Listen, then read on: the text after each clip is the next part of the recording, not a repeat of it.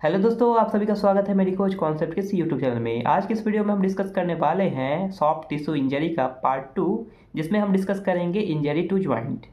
तो basically injury to joint जब पढ़ रहे हैं तो इसको हम तीन कैटेगरी में पढ़ सकते हैं, ठीक है। तो सबसे पहले अगर कोई भी ज्वाइंट में सिर्फ लिगामेंट का इंजरी हो रहा है तो उसको हम डिस्कस करेंगे, या साइनोवियम का भी इंजरी हो रहा है तो उसका अलग से डिस्कस करेंगे, या दोनों में इंजरी हुआ उस केस को हम अलग से डिस्कस करेंगे। तो सबसे पहले जो केस ले रहे हैं वो है लिगामेंट इंजरी। अब लिगामेंट इंजरी है तो इसको हम क्या बोल सकते हैं? तो इंजरी टू लिगामेंट को हम क्या कहते हैं? स्प्रेन। इंजरी टू मसल और टेंडन को क्या बोले थे? स्ट्रेन। तो पिछले वीडियो में हम स्ट्रेन कवर किए थे, तो इस वीडियो में हम कवर करने वाले हैं स्प्रेन। तो ligament to injury is called sprain. तो स्प्रेन जो है वो तीन कैटेगरी में इसको डिवाइड किया गया है, ग्रेड 1, ग्रेड 2 और ग्रेड 3।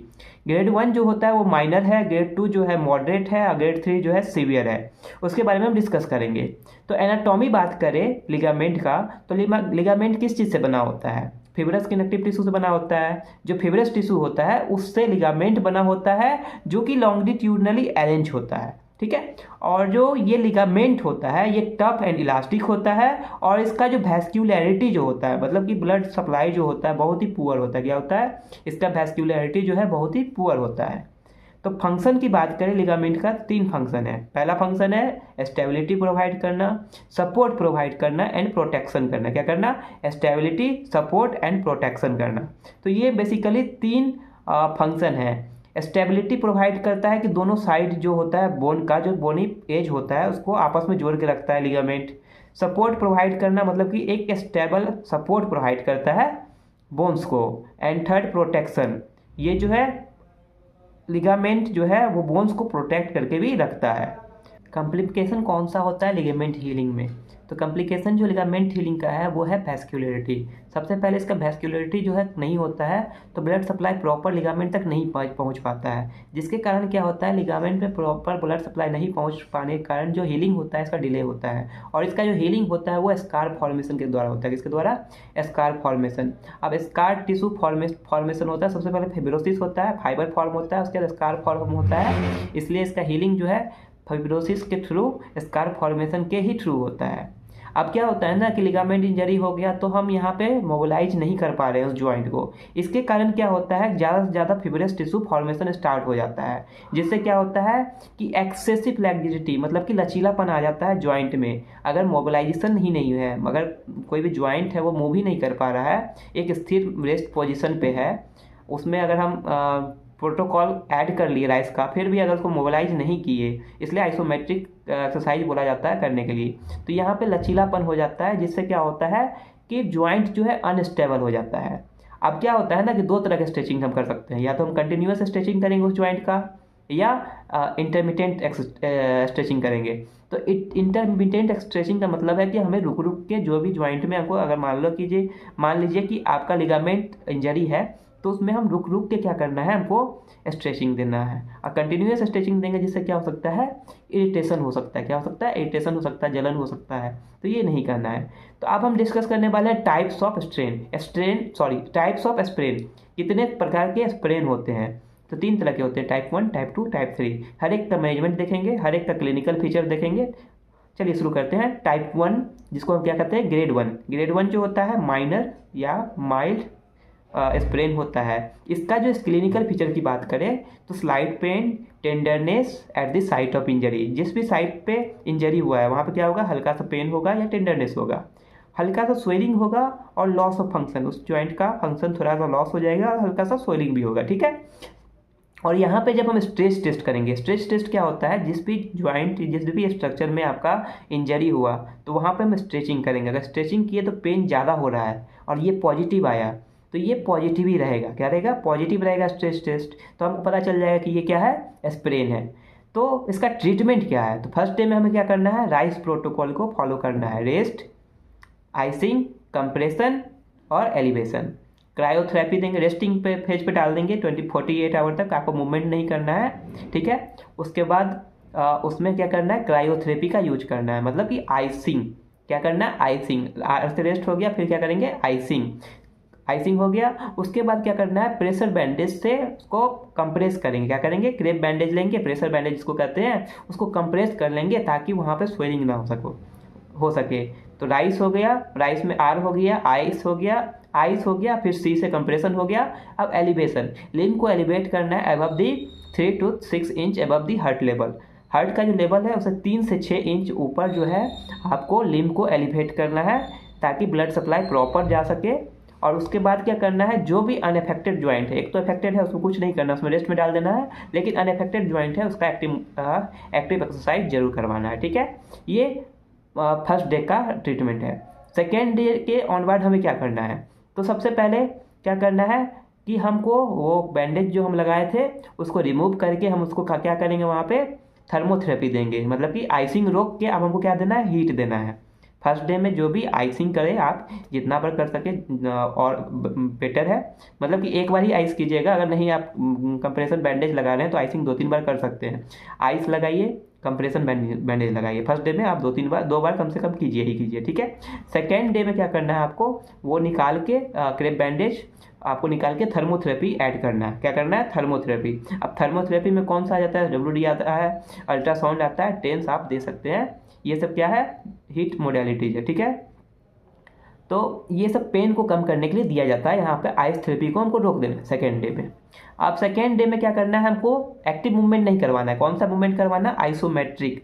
आइसोमेट्रिक इसलिए करवाया जा सकता है कि पेन को टोलरेट कर सके। आइसोमेट्रिक एक्सरसाइज में पेन नहीं होता है, मूवमेंट जो है वो एक फिक्स होता है, मतलब कि यहाँ पे मूवमेंट जो होता है कि जो अंदर में कॉन्ट्रैक्शन होगा लेकिन मूवमेंट नहीं होगा, मतलब कि लेंथ का जो चेंज नहीं होता है आइसोमेट्रिक में। यहाँ पे मूवमेंट फिक्स रहता है, मतलब कि कॉन्ट्रैक्शन सिर्फ मसल का होगा। तो आइसोमेट्रिक एक्सरसाइज करना है आपको सेकेंड डे पे। और इसके बाद हम वेट बियरिंग एक्सरसाइज कर सकते हैं अगर पेशेंट को कोई दिक्कत ना हो, लेकिन बाकी सारा मेजर्स जो है कंप्रेशन और एलिवेशन रखना ही है। ठीक है, अब इसके बाद जो है ग्रेड टू जो है सीवियर है। क्या है, ग्रेड 2 जो है सीवियर है। अब यहाँ पे क्यों हुआ ग्रेड 2 स्प्रेन, क्योंकि ज़्यादा फोर्सफुल इंजरी के कारण हो सकता है। ठीक है, ज़्यादा फोर्सफुल इंजरी के कारण हो सकता है ग्रेड 2। ठीक है, उसके बाद जो लिगामेंट जो होता है वो पार्शियली टॉर्न हो गया या डिटैच हो गया होगा।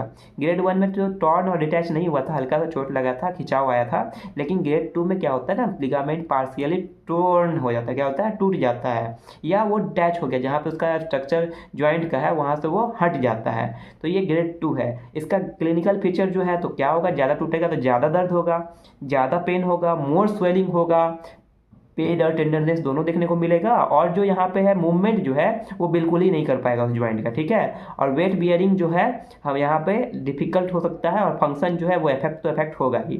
तो इसके लिए ट्रीटमेंट क्या है, तो ट्रीटमेंट वही है, राइस प्रोटोकॉल को फॉलो करना है, रेस्ट करना है, आइसिंग कराना है, कंप्रेशन करना है, एलिवेशन करना है, क्रायोथेरेपी दिए, कंप्रेशन बैंडेज लगा दिए या नी कैप लगा दिए, एलिवेट करके रखना है। बाकी ग्रेड 1 की तरह ही करना है। तो ग्रेड 1 और ग्रेड 2 जो है माइनर माना जाता है, सेम ही माना जाता है। लेकिन ग्रेड 3 जो होता है इसका जो मैनेजमेंट है ये कुछ अलग ही मैनेजमेंट है। ठीक है, तो ग्रेड 3 का जो है जो कंप्लीट रप्चर हो जाता है, डिटैच हो जाता है लिगामेंट, टॉर्न हो जाता है लिगामेंट, तो ये ग्रेड 3 आता है। ठीक है, तो इसका क्लिनिकल फीचर क्या है, तो क्लिनिकल फीचर क्यों होता है, सबसे पहले ये बात है। तो ये होता है सेवियर वायलेंस, ज़्यादा अधिक, मान लीजिए कोई डंडा लेके मार दिया लिगामेंट पे और लिगामेंट फ्रैक्चर हो गया, टूट गया, एकदम टॉर्न हो गया, तो ये ज़्यादा से ज़्यादा वायलेंस के कारण हो सकता है या रोड ट्रैफिक एक्सीडेंट के कारण हो सकता है। तो यहाँ क्या होगा, उस ज्वाइंट पे ग्रॉस स्वेलिंग होगा, बहुत अधिक मात्रा में स्वेलिंग देखने को मिलेगा, और पेन जो है और टेंडरनेस जो है वो ज़्यादा से ज़्यादा होगा। ठीक है, और ज्वाइंट बिल्कुल ही अनस्टेबल होगा। अब पेशेंट जो है कोई भी वेट को उठा ही नहीं सकता है उस ज्वाइंट से। ठीक है, या चल भी नहीं पाएगा, अगर पैर में हुआ है तो लॉस ऑफ फंक्शन हो जाता है। तो ये क्या होता है ना, लिगामेंट इंजरी, ये जब हम खेल रहे हैं, क्रिकेट खेलते खेलते जाके जो बॉल पकड़ते हैं ना, तो वो क्या होता है, नी जाके फंस जाता है गड्ढा में, तो उस कंडीशन में हो सकता है। एथलीट को होता है ये, या रोड ट्रैफिक एक्सीडेंट में गिर गए तो रप्चर हो गया। तो यहाँ पे जो स्प्रेन जो होता है ना 3rd डिग्री का, बहुत ही डेंजरस होता है। तो यहाँ पे हमें क्या करना है, इसका ट्रीटमेंट क्या है। ठीक है, तो ट्रीटमेंट 2 तरह के हैं, एक है कंजर्वेटिव, दूसरा है सर्जिकल, और उसके बाद है फिजियोथेरेपी। तो सबसे पहले हम कंजर्वेटिव ट्रीटमेंट को देखेंगे क्या करना है। ठीक है, तो सबसे पहले कंजर्वेटिव ट्रीटमेंट है तो बचाना है, पेन कम करना है, स्वेलिंग कम करना है, तो राइस प्रोटोकॉल का फॉलो करना है। क्या करना है, कंजर्वेटिव जो ट्रीटमेंट है इसमें राइस को फॉलो करना है, resting, application of ice, icing हो गया, कंप्रेसर बैंडेज लगा देंगे और फुट इन एलिवेशन, मतलब फुट को हम एलिवेट कर देंगे, ठीक है। ये नॉर्मल है। उसके बाद आइसोमेट्रिक एक्सरसाइज बोला जाता है कि अफेक्टेड लिम्ब है उसमें देना है आफ्टर 1 डेज, ठीक है। एक्टिव एक्सरसाइज जो है अफेक्टेड ज्वाइंट उसमें भी दे सकते हैं आफ्टर 1 डेज 2 डेज, ठीक है। ये चेक करने के लिए कि ज़्यादा नहीं है। ये कंजर्वेटिव ट्रीटमेंट है। आप क्या कर सकते हैं, इसको कंजर्वेटिव ट्रीटमेंट के अंदर डाल सकते हैं। राइस को फॉलो करना है, आइसोमेट्रिक करना है। तो कंजर्वेटिव ट्रीटमेंट में क्या है, इमीडिएट एप्लीकेशन ऑफ आइसिंग करना है, कंप्रेसर बैंडेज देना है, फुट एंड एलिवेशन करना है, फुट एलिवेशन करना है, आइसोमेट्रिक एक्सरसाइज करना है, एक्टिव एक्सरसाइज करना है टू दी अफेक्टेड ज्वाइंट, और प्लास्टर ऑफ पेरिस जो है 6 से 8 वीक, मतलब कि प्लास्टर करवाना है उस एरिया में। अगर लिगामेंट जो है टियर हो गया है, वो डिटैच हो गया है, तो 6 से 8 वीक तक, मतलब 2 मंथ तक कम से कम प्लास्टर तो रखना ही रखना है। तो ये आपका लिगामेंट इंजरी में है कंजर्वेटिव। इसके बाद है सर्जिकल। सर्जिकल में क्या है कि अगर टॉर्न हो गया है या डिस्प्लेस हो गया है, या तो क्या करता है डॉक्टर, सर्जरी करके उसको इमोबिलाइज, मतलब कि वो प्रॉपर जगह पे उसको अटैच कर देता है। यहाँ पे सर्जिकल प्रोसीड्यूर अपनाया जा सकता है। अब जो सर्जिकल प्रोसीड्यूर है, मान लीजिए कि किसी का सर्जरी हुआ लिगामेंट का, उसको फिजियोथेरेपी की जरूरत है, तो आफ्टर 1 वीक ही फिजियोथेरेपी देना चाहिए। उसमें भी वो आइसोमेट्रिक एक्सरसाइज करवाना है और नॉन वेट वियरिंग एक्सरसाइज करवाना है, ठीक है। After after removal of plaster of Paris, ठीक है। After removal of plaster of Paris cast, यहाँ पे आपको क्या करना है, जब ये 3 मंथ के बाद जो ये प्लास्टर ऑफ पेरिस हट गया, या 2 मंथ या 3 मंथ का जो भी अगर प्लास्टर आपका हट जाता है, उसके बाद आप थर्मोथेरेपी दे सकते हैं। क्या दे सकते हैं, थर्मोथेरेपी दे सकते हैं, मतलब कि अल्ट्रासाउंड टेंस SWD का यूज कर सकते हैं ताकि पेन जो है कम हो जाए, ठीक है। इसके बाद आप प्रेशर बैंडेज देंगे जिससे कि स्वेलिंग को कंट्रोल किया जा सकता है। लिम्फ एलिवेशन जो है, ये तो मतलब कि वही है, राइस प्रोटोकॉल को फॉलो तो करना ही है। इसके अलावा आपको ट्रांसवर्स फ्रिक्शन मसाज देना है, एक्टिव एक्सरसाइज दे सकते हैं, आइसोमेट्रिक एक्सरसाइज दे सकते हैं। जैसे जैसे इंप्रूवमेंट हो वैसे वैसे आप भी अपना आइसोमेट्रिक से एक्टिव पे जाइए, एक्टिव असिस्टेड पे जाइए, एक्टिव असिस्टेड से पैसिव पे जाइए, और पैसिव से प्री जाइए, उसके बाद नॉर्मल हो जाएगा। वेट बियरिंग भी आप दे सकते हैं धीरे धीरे, और मिनिमम कम से कम 12 वीक तो लग ही जाता है इसको ठीक होने में। तो ये प्रोटोकॉल था आपको डिग्री 1, डिग्री 2 और डिग्री 3, मतलब ग्रेड 1, ग्रेड 2, ग्रेड 3 को ट्रीट करने का। तो मिलते हैं नेक्स्ट वीडियो में नए टॉपिक के साथ। हम पढ़ेंगे नेक्स्ट वीडियो में इंजरी टू साइनोवियम। साइनोवियम में इंजरी हो जाए तब क्या कर सकते हैं, ठीक है।